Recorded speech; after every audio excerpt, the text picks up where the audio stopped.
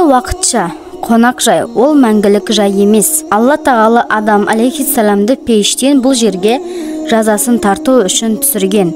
Сол себепті бұл дүниеден сақтан. Ассаламу алейкум рахматуллахи ва баракатух, каналыма қош келдіңіздер. Бүгін фәни өмір туралы айтатын боламыз. Алдымен каналға тіркеліп, лайк басып, достарыңызбен бөлісуді ұмытпаңыздар. Бір ғалым былай деген: "Уа адамдар, ойланып іс жасаңдар. Көкіректеріңде әрдайым Алладан қорқу сезімі болсын.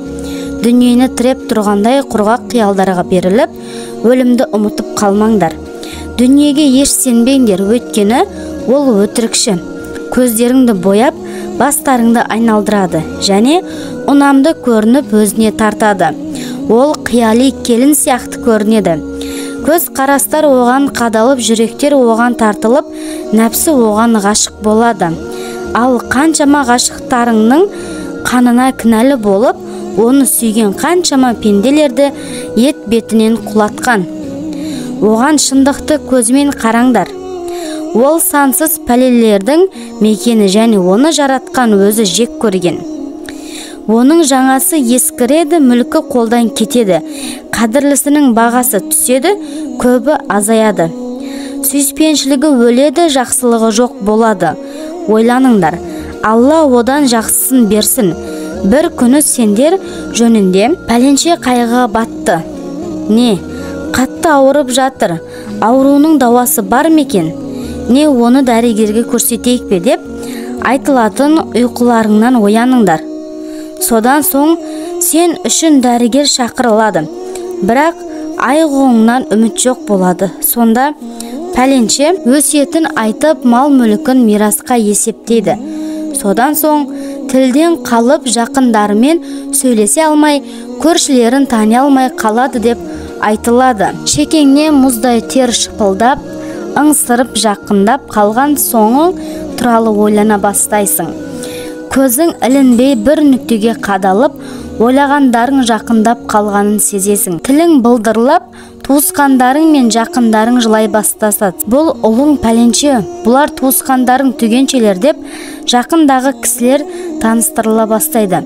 Бірақ ол уақытта сен тілден қалған боласың. Сонда Алланың үкімі келіп, жаның денеңнен шығып көкке көтеріледі. Жақындарың жиналып, кебінің дайындалады. Жаназаң жуылып, кебінге орайды. Енді кіруің шығуың болмайды. Сені көре алмайды. Жүргендерің көңілі жайланады. Жақындарың мирасыңды бөлісумен әлек бола бастайды. Сен болса, жасаған істеріңмен жалғыз қаласың.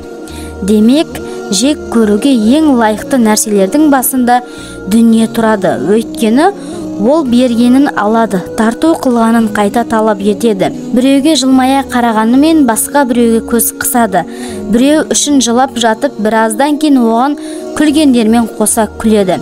Жаңа ғана бермекші болып ұсынғанын көз ашып жұмғанша қайта дауалап алады. Бүгін біреуге тәш кигізіп, ертең оған көр қазады. Кімнің келіп, кімнің кететіні ол үшін бәрібір. Қалғанды кеткеннің орнына қабыл ала береді. Хасан Басри халифа Омар ибн Абдул-Азизге жазған хатында былай деген: "Дүние уақытша, қонақ жай, ол мәңгілік жай емес.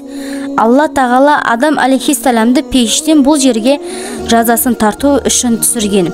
Сол себепті бұл дүниеден сақтан. Әрдайым біреудің қанын төгеді. Оны құрметтеген жаман жағдайға тап болады. Онда мал, байлық жинаған пенде жарлы болады. Ол зияны білінбеген у сияқты, ол у өлтіреді. Ол жерде жарасын емдеген жараланған кісі сияқты бол. Жараланған кісі ұзаққа созылған азаптан құтылу үшін қысқа уақыттың ішінде емделуге шыдайды. Бұл ынсабы жоқ алданушыдан сақтан. Ол айла амалмен кісілерді алдайды. Оған азғырылғандар ақыретін де ұмытады.